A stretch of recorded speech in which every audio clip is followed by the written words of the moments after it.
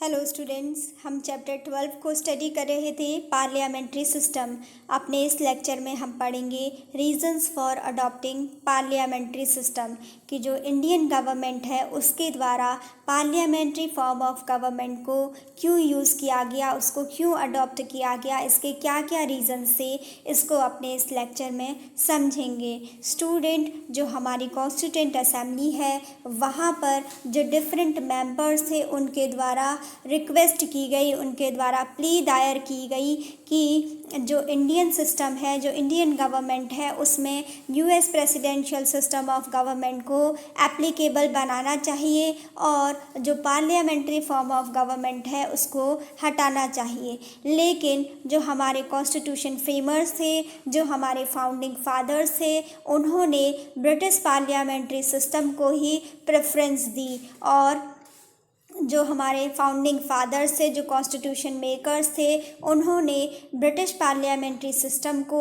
Applicable बनाने के जो रीज़न्स दिए उनको हम अपने इस लेक्चर में पढ़ेंगे। जो हमारे फाउंडिंग फादर्स थे उन्होंने जो सबसे पहला रीज़न दिया ब्रिटिश पार्लियामेंट्री सिस्टम को एप्लीकेबल बनाने का, उसमें कहा गया कि फैमिलियरिटी विद द सिस्टम। इसमें ये कहा गया कि ये जो ब्रिटिश पार्लियामेंट्री सिस्टम है इससे जो इंडियन लोग हैं, जो इंडियन सिटीज़न हैं, वो इस सिस्टम से काफ़ी फैमिलियर हो चुके हैं। क्योंकि स्टूडेंट, अगर इंडिपेंडेंस से पहले देखा जाए तो इंडिपेंडेंस से पहले जो इंडिया था वो ब्रिटिशर्स के अंडर था, ब्रिटिशर्स का रूल था इंडिया में। और उस टाइम पर भी इंडिया में जो ब्रिटिश पार्लियामेंट्री सिस्टम था वो लगभग 200 ईयर्स पहले से ही इंडिया में वो प्रेवलेंट था। तो इसीलिए कहा गया कि अब ये जो ब्रिटिश पार्लियामेंट्री सिस्टम है इससे हम काफ़ी फैमिलियर हो चुके हैं और इसके जो प्रिंसिपल्स हैं, इसके जो वर्किंग फंडामेंटल्स हैं, हम उनको समझ चुके हैं। तो इसीलिए आफ्टर इंडिपेंडेंस भी हम इस चीज़ को प्रेफरेंस देते हैं कि हमारी कंट्री में पार्लियामेंट्री फॉर्म ऑफ गवर्नमेंट को ही यूज़ किया जाना चाहिए। इसके बाद जो नेक्स्ट रीज़न दिया गया है कि पार्लियामेंट्री फॉर्म ऑफ गवर्नमेंट को ही यूज़ किया जाना चाहिए, पार्लियामेंट्री फॉर्म ऑफ सिस्टम को ही अडॉप्ट किया जाना चाहिए। उसमें कहा गया प्रेफरेंस टू मोर रिस्पॉन्सिबिलिटी। इसमें ये कहा गया कि जो हमारी जो ये पार्लियामेंट्री फॉर्म ऑफ गवर्नमेंट है इसमें जो एग्जीक्यूटिव हैं उनकी रिस्पॉन्सिबिलिटी होती है लेजिस्लेचर के प्रति। इसमें क्या है, रेफरेंस दी गई है, प्रेफरेंस दी गई है इस चीज़ की कि जो भी एग्जीक्यूटिव है वो क्या है, रिस्पॉन्सिबल होते हैं। किसके प्रति रिस्पॉन्सिबल होते हैं? लेजिस्लेचर के प्रति। मोर रिस्पॉन्सिबिलिटी का जो कॉन्सेप्ट है उसको प्रेफरेंस दी गई है इंडियन कॉन्स्टिट्यूशन फ्रेमर्स के द्वारा। इसीलिए कहा गया कि ब्रिटिश पार्लियामेंट्री सिस्टम को ही एप्लीकेबल बनाया जाएगा, इसी को ही इंडिया में अडॉप्ट किया जाएगा। नेक्स्ट रीज़न दिया गया हमारे फाउंडिंग फादर्स के द्वारा, need to be avoid legislature executive conflicts. इसमें ये कहा गया कि जो लेजिस्लेटिव और एग्जीक्यूटिव के बीच में जो भी कन्फ्लिक्ट्स होते हैं उनको दूर करने की ज़रूरत है और इन कन्फ्लिक्ट्स को दूर करने के लिए जो एक बेस्ट सिस्टम दिखाई देता है वो ब्रिटिश पार्लियामेंट्री सिस्टम ही है। तो इसीलिए कॉन्स्टिट्यूशन फ्रेमर्स ने ये कहा कि जो ब्रिटिश पार्लियामेंट्री सिस्टम है उसमें जो लेजिस्लेचर होता है और जो एग्जीक्यूटिव होते हैं इन दोनों के बीच में बैलेंस होता है। तो जो ये ब्रिटिश पार्लियामेंट्री सिस्टम है इसमें लेजिस्लेटिव और एग्जीक्यूटिव बॉडी के बीच में जो कन्फ्लिक्ट्स हैं उनकी कम संभावना रहती है। इसीलिए कहा गया कि हमारी कंट्री में British parliamentary form of government को ही एप्लीकेबल बनाना चाहिए। उसके बाद नेक्स्ट क्वेश्चन है नेचर ऑफ इंडियन सोसाइटी। ये कहा गया कि जो इंडियन सोसाइटी है वो क्या है, काफ़ी हेट्रोजीनियस है, साथ ही ये क्या है, डाइवर्स है, काफ़ी डाइवर्स कल्चर हैं। इसमें अलग अलग सोसाइटी के लोग रहते हैं, अलग अलग कल्चर्स हैं। तो उसके लिए जो पार्लियामेंट्री सिस्टम है वो क्या करता है, उसमें ये सिस्टम होता है कि जो अलग अलग सोसाइटी के लोग हैं, अलग अलग तबके के लोग हैं उनका भी एडुकेट रिप्रेजेंटेशन किया जा सकता है, ताकि समाज के हर तबके के लोगों को रिप्रेजेंटेशन मिल सके सेंट्रल गवर्नमेंट में या फिर स्टेट की गवर्नमेंट्स में। इसीलिए जो पार्लियामेंट्री फॉर्म ऑफ गवर्नमेंट है उसको ही एप्लीकेबल बनाया गया। जबकि जो यूएस का जो प्रेसिडेंशियल फॉर्म ऑफ गवर्नमेंट है उसमें क्या है, उसमें समाज के हर तबके को उसमें इंक्लूड नहीं किया जा सकता था, बल्कि जो पार्लियामेंट्री फॉर्म ऑफ गवर्नमेंट है उसमें पावर किसी भी एक व्यक्ति के पास नहीं होती है। इसमें जो पूरा काउंसिल ऑफ मिनिस्टर होता है या फिर जो पूरी कैबिनेट होती है उसके हाथ में पावर होती है, किसी इंडिविजुअल के पास आर्बिट्ररी पावर नहीं दी जाती है। तो इसीलिए कहा गया कि जो इंडियन सोसाइटी है वो काफ़ी डाइवर्स है, तो यहाँ के लिए जो फिट बैठता है, जो सुटेबल सिस्टम है वो पार्लियामेंट्री फॉर्म ऑफ गवर्नमेंट ही है, पार्लियामेंट्री सिस्टम ही है। इसीलिए ये कहा गया कि हमारी कंट्री में पार्लियामेंट्री सिस्टम को ही अडॉप्ट किया जाना चाहिए। तो स्टूडेंट, हमने इन सभी रीजंस को समझा। एक बार इनको हम डिटेल से स्टडी कर लेते हैं, जिसमें कि हमने सबसे पहला रीज़न पढ़ा कि फैमिलियरिटी विद द सिस्टम। ये जो पार्लियामेंट्री सिस्टम है, जो पार्लियामेंट्री फॉर्म ऑफ गवर्नमेंट है, इससे जो इंडियन सिटीजन्स हैं वो क्या हो गए हैं, इसके सिस्टम से, इसके जो भी फंडामेंटल प्रिंसिपल्स हैं, जो भी इसका वर्किंग फिनोमिना है पार्लियामेंट्री फॉर्म ऑफ गवर्नमेंट का, उससे क्या है इंडियन सिटीज़न काफ़ी फेमिलियर हो गए हैं। इसीलिए कहा गया, क्योंकि ये जो पार्लियामेंट्री फॉर्म ऑफ गवर्नमेंट है ये ब्रिटिश रूल के टाइम पर भी इंडिया में ऑपरेशन में था। तो इसीलिए क्या है, अब हम लोग इसके फंडामेंटल प्रिंसिपल से, इसके वर्किंग फिनोमेना से अच्छे से फैमिलियर हो गए हैं। और स्टूडेंट, साथ ही जो कॉन्स्टिट्यूएंट असेंबली के जो मेंबर थे के.एम. मुंशी, उनके द्वारा कहा जाता है कि जो लास्ट 30 या 40 इयर्स का टाइम हो गया है, उससे अब क्या है, अब हमारी कंट्री में एक क्या है, गवर्नेंस ने एक रिस्पॉन्सिबिलिटी की, जो रिस्पॉन्सिबिलिटी का जो फैक्ट है, जो रिस्पॉन्सिबिलिटी का जो सेंस है उसको इंट्रोड्यूस किया है। ठीक है, इसीलिए कहा कि ये जो पार्लियामेंट्री फॉर्म ऑफ सिस्टम है उससे एक रिस्पॉन्सिबिलिटी का, गवर्नेंस की एक रिस्पॉन्सिबिलिटी का फैक्ट आता है, एक रिस्पॉन्सिबिलिटी का भाव आता है, रिस्पॉन्सिबिलिटी के फैक्टर को भी इंक्लूड किया गया है गवर्नमेंट के द्वारा। तो इसीलिए के.एम. मुंशी ने इसके बारे में अपने आर्ग्यूमेंट किए, अपने व्यू पॉइंट दिए। और स्टूडेंट, उनके द्वारा कहा गया कि ये जो कॉन्स्टिट्यूशनल ट्रेडिशंस हैं, हमारे जो कॉन्स्टिट्यूशनल संवैधानिक परंपराएं हैं, अब वो क्या बन गई हैं, अब वो पार्लियामेंट्री बन गई हैं, अब वो संसदीय बन गई हैं।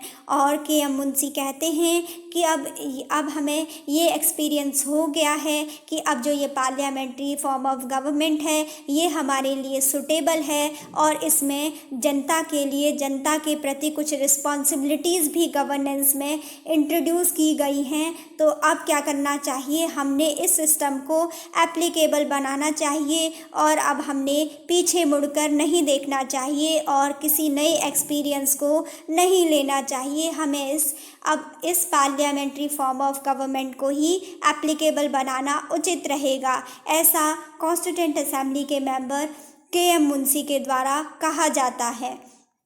इसमें जो नेक्स्ट रीज़न दिया गया कि जो हमारे इंडियन गवर्नमेंट है उसमें पार्लियामेंट्री फॉर्म ऑफ गवर्नमेंट को क्यों एप्लीकेबल किया गया, क्यों अडॉप्ट किया गया, इसके लिए रीज़न दिया गया है कि प्रेफरेंस टू मोर रिस्पॉन्सिबिलिटी। ये कहा गया है कि जो पार्लियामेंट्री फॉर्म ऑफ गवर्नमेंट है इसमें जो रिस्पॉन्सिबिलिटी है, मोर रिस्पॉन्सिबिलिटी है, इस चीज़ को प्रेफरेंस दी जाती है, इस चीज़ को प्राथमिकता दी जाती है। जो डॉक्टर भीमराव अंबेडकर थे, उन्होंने भी कॉन्स्टिट्यूएंट असेंबली में इस चीज़ को पॉइंट आउट करते हुए कहा था कि जो डेमोक्रेटिक एग्जीक्यूटिव्स हैं उनके लिए 2 कंडीशंस को सेटिस्फाई करना बताया गया था डॉक्टर भीमराव अंबेडकर के द्वारा। उन्होंने कहा कि जो भी डेमोक्रेटिक एग्जीक्यूटिव्स हैं उनकी क्या होनी चाहिए, एक तो स्टेबिलिटी होनी चाहिए और दूसरी उनकी रिस्पॉन्सिबिलिटी होनी चाहिए। इन 2 कंडीशंस को डॉक्टर भीमराव अंबेडकर के द्वारा बताया गया किसी भी डेमोक्रेटिक एग्जीक्यूटिव्स के लिए। कि वो कैसा होना चाहिए, स्टेबिलिटी होनी चाहिए और साथ ही उनकी रिस्पॉन्सिबिलिटी भी होनी चाहिए। और साथ ही ये बताया गया कि डॉक्टर भीमराव अंबेडकर के द्वारा कि ये जो सिस्टम है ये इस चीज़ को इंश्योर करता है कि ये क्या होगा, इससे जो स्टेबिलिटी है और जो रिस्पॉन्सिबिलिटी है इसमें काफ़ी हद तक एक बैलेंस बनाया जा सकता है। लेकिन स्टूडेंट, ये कहा गया कि बेसिकली कोई भी अभी तक वर्ल्ड में कम्प्लीटली कोई भी ऐसा सिस्टम पॉसिबल नहीं हो पाया कि जहाँ पर इन दोनों ही चीज़ों को, जहाँ पर कि एक साथ क्या हो, स्टेबिलिटी भी प्रोवाइड की जा रही हो और रिस्पॉन्सिबिलिटी भी प्रोवाइड की जा रही हो। ऐसा पॉसिबल नहीं हो पाया वर्ल्ड के किसी भी कॉन्स्टिट्यूशनल गवर्नमेंट में। अगर हम अमेरिकन सिस्टम ऑफ गवर्नमेंट को देखें, American presidential system of government को समझें, तो उसमें मोर स्टेबिलिटी है। वहाँ पर क्या है, स्टेबिलिटी ज़्यादा है, लेकिन अगर रिस्पॉन्सिबिलिटी की बात की जाए तो वो क्या है, कम है। और अगर हम British parliamentary form of government की बात करते हैं तो British parliamentary form of government में जो रिस्पॉन्सिबिलिटी है वो ज़्यादा है, मोर रिस्पॉन्सिबिलिटी बट लेस स्टेबिलिटी। लेकिन वहाँ पर क्या है, ब्रिटिश पार्लियामेंट्री फॉर्म में वहाँ पर लेस स्टेबिलिटी होती है एग्जीक्यूटिव्स की। और स्टूडेंट, अगर हम अपने इंडियन कॉन्स्टिट्यूशन की बात करें तो जो हमारा जो ड्राफ्ट कॉन्स्टिट्यूशन था उसमें जो पार्लियामेंट्री सिस्टम है उसमें एग्जीक्यूटिव्स के लिए कहा गया है कि उनके लिए मोर रिस्पॉन्सिबिलिटी होनी चाहिए in comparison to more stability. Responsibility का जो कंसिडरेशन है वो ज़्यादा किया गया है in comparison to stability. Indian constitution में रिस्पॉन्सिबिलिटी के कॉन्सेप्ट को ज़्यादा प्रेवलेंट किया गया है एग्जीक्यूटिव्स के लिए। स्टूडेंट, इसके बाद इसीलिए क्या है, जब मोर रिस्पॉन्सिबिलिटी का जो फिनोमिना है उसको हमारे पार्लियामेंट्री फॉर्म ऑफ गवर्नमेंट में रिफ्लेक्ट किया जाता है। इसीलिए हमारे फाउंडिंग फादर्स के द्वारा, हमारे जो कॉन्स्टिट्यूशन मेकर्स थे उनके द्वारा ये कहा गया कि जो पार्लियामेंट्री फॉर्म ऑफ गवर्नमेंट है उसमें मोर रिस्पॉन्सिबिलिटी का जो फैक्टर है उसको ऐड किया गया है एग्जीक्यूटिव्स के लिए। इसीलिए ये सिस्टम हमारे लिए सुटेबल है और इंडिया में पार्लियामेंट्री फॉर्म ऑफ गवर्नमेंट को ही एप्लीकेबल बनाया गया। स्टूडेंट, इसके बाद नेक्स्ट रीज़न दिया गया है पार्लियामेंट्री फॉर्म ऑफ गवर्नमेंट की अडॉप्टेशन के लिए। इसमें कहा गया है need to avoid legislation executive conflicts. इसमें कहा गया है कि जो भी लेजिस्लेटिव हैं और जो एग्जीक्यूटिव हैं उनके बीच में जो भी कन्फ्लिक्ट्स हैं, जो भी वाद विवाद हैं, उनको अवॉइड करने की ज़रूरत है, उनको दूर करने की ज़रूरत है। इसीलिए इस पार्लियामेंट्री फॉर्म ऑफ गवर्नमेंट को लाया गया है। स्टूडेंट, ये कहा गया कि बेसिकली जो प्रेसिडेंशियल सिस्टम है जो कि यूएसए में प्रेवलेंट है, वहाँ पर काफ़ी कन्फ्लिक्ट्स हो जाते हैं लेजिस्लेटिव और एग्जीक्यूटिव के बीच में। तो इसीलिए कहा गया कि जो ये पार्लियामेंट्री फॉर्म ऑफ गवर्नमेंट है इसके थ्रू जो लेजिस्लेचर हैं, जो लेजिस्लेटिव हैं और जो एग्जीक्यूटिव हैं, उन दोनों ऑर्गन्स के बीच में एक बैलेंस बनाना चाहिए और इसको हम पार्लियामेंट्री फॉर्म ऑफ गवर्नमेंट के थ्रू ही एप्लीकेबल कर सकते हैं। और ये कहा गया कि जो हमारी इन्फेंट डेमोक्रेसी है, जो क्या है अभी अभी जो हम लोग इंडिपेंडेंट हुए हैं, इसमें क्या है इन दोनों ऑर्गन्स के बीच में हम किसी भी कन्फ्लिक्ट का, किसी भी प्रकार के वाद विवाद का रिस्क नहीं ले सकते हैं। ये कहा गया कि हमारे देश में जो भी लेजिस्लेचर है और जो एग्जीक्यूटिव जो कि गवर्नमेंट की दो बॉडीज़ हैं, इन दोनों के बीच में बैलेंस बना कर रखना चाहिए और इसमें कोई भी कन्फ्लिक्ट की जो संभावनाएं हैं उनको काफ़ी हद तक कम किया जाना चाहिए। और इसके लिए हमारे कॉन्स्टिट्यूशन में parliamentary form of government he suitable है।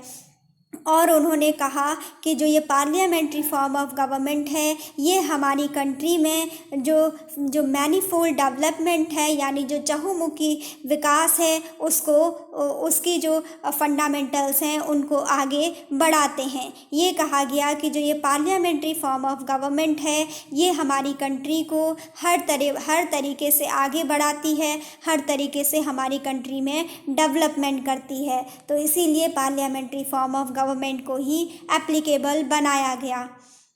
उसके बाद स्टूडेंट एक और नेक्स्ट इसमें इम्पॉर्टेंट जो रीज़न्स है कि हमने अपने कॉन्स्टिट्यूशन में अपने इंडिया में जो गवर्नमेंट है उसको पार्लियामेंट्री फॉर्म ऑफ गवर्नमेंट को ही क्यों एप्लीकेबल बनाया गया, इसके लिए रीज़न दिया गया कि nature of the Indian society. इसमें इंडियन सोसाइटी के नेचर को, उसकी प्रकृति को एक इम्पॉर्टेंट रीज़न बताया गया। स्टूडेंट, जैसा कि मैंने अभी आपको बताया कि जो हमारी इंडिया है वो क्या है, मोस्ट हेट्रोजीनियस स्टेट है जहाँ पर अलग अलग टाइप के लोग रहते हैं। Most complex plural societies in the world, इसमें क्या है, डिफरेंट प्रकार की अलग अलग सोसाइटीज़ रहती हैं जिनके अपने डाइवर्स कल्चर हैं, डाइवर्स प्रैक्टिसेस हैं। तो इसीलिए कहा गया कि जो हमारे कॉन्स्टिट्यूशन मेकर्स हैं उन्होंने पार्लियामेंट्री सिस्टम को अडॉप्ट किया, क्योंकि स्टूडेंट ये जो पार्लियामेंट्री फॉर्म ऑफ गवर्नमेंट है ये हमारी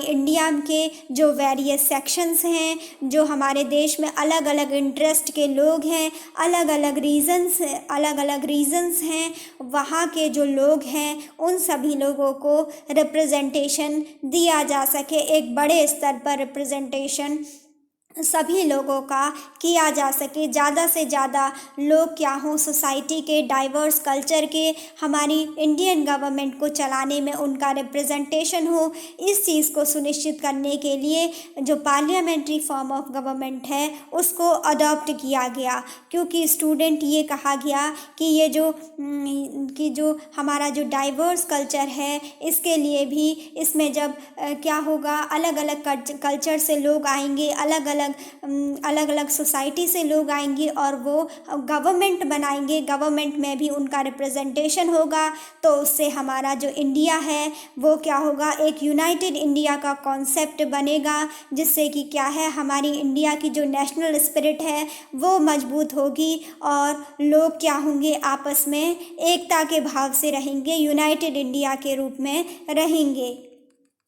तो स्टूडेंट, ये सभी हमने अपने रीज़न्स इसमें पढ़े, और जो नेचर ऑफ इंडियन सोसाइटी है इसमें ही और भी चीज़ें बताई गई हैं कि जब इंडिया में पार्लियामेंट्री फॉर्म ऑफ गवर्नमेंट को एप्लीकेबल बनाया गया तो उस टाइम पर 1917 से ही इस बात पर काफ़ी डिस्कशन हुआ कि क्या अब इस पार्लियामेंट्री फॉर्म ऑफ गवर्नमेंट को हटा देना चाहिए या इसकी जगह पर प्रेसिडेंशियल सिस्टम ऑफ गवर्नमेंट को इंडिया में एप्लीकेबल बनाना चाहिए। इस चीज़ पर काफ़ी वाद विवाद हुआ, काफ़ी डिस्कशन होती है हमारी कंट्री में, काफ़ी डिबेट भी हुई थी 1970 के दौरान। इसमें ये कहा गया कि हमने पार्लियामेंट्री फॉर्म ऑफ गवर्नमेंट को तो एप्लीकेबल बनाया है, क्या इस सिस्टम को अभी भी कंटिन्यू करना चाहिए या फिर इसको प्रेसिडेंशियल फॉर्म ऑफ गवर्नमेंट से रिप्लेस कर दिया जाना चाहिए। इस चीज़ पर काफ़ी डिस्कशन हुआ, काफ़ी डिबेट हुई हमारी कंट्री में। लेकिन स्टूडेंट,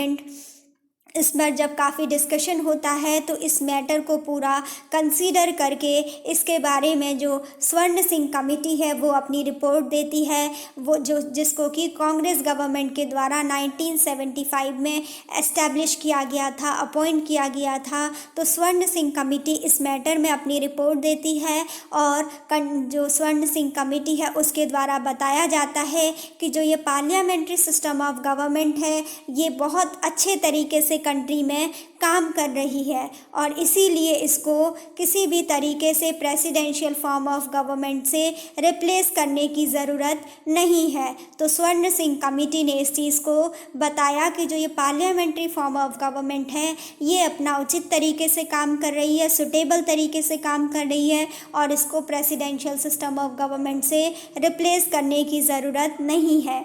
तो स्टूडेंट, हमने ये समझा कि हमारी कंट्री में जो पार्लियामेंट्री फॉर्म ऑफ गवर्नमेंट है उसको एप्लीकेबल क्यों बनाया गया और इसकी सुटेबिलिटी को भी समझा। तो स्टूडेंट, अभी का लेक्चर यहीं पे कंप्लीट होता है। आई होप आपको समझ में आया हो।